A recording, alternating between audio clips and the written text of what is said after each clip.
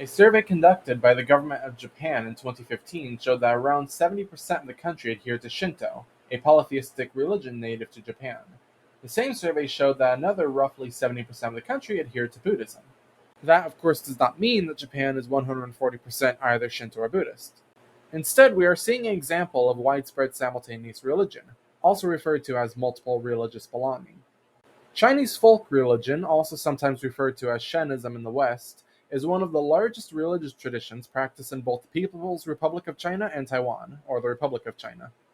This religious tradition includes some combinations of traditional Chinese folk religion, Buddhism, Taoism, and Confucianism.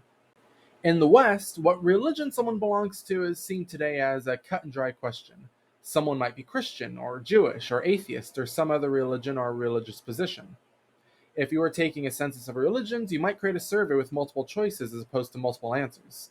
The results could easily be represented with a pie chart since the total answers would add up to no more and no less than 100%. The practice of multiple religions in Western countries like the United States or the United Kingdom tends to be extremely rare. Prior to the spread of Abrahamic religions, multiple religious belonging was much more common in Europe. Within the Roman Empire, for example, it was possible for an individual to worship some traditional Roman gods and also to worship a god brought over from Egypt. Some also might choose to indirectly worship gods from other pantheons by associating them with their more familiar Roman gods. This is also how some modern pagans view the inclusion of other pantheons in their gods. In fact, it is believed that the possibility for practicing multiple religions in Rome may have led to Christianity's eventual domination over the local European faiths.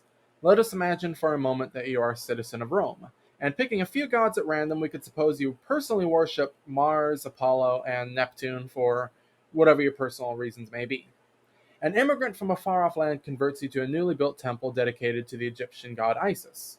Now you worship Mars, Apollo, Neptune, and Isis.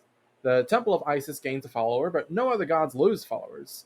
Now, let us instead suppose that you have instead converted to the new religion called Christianity.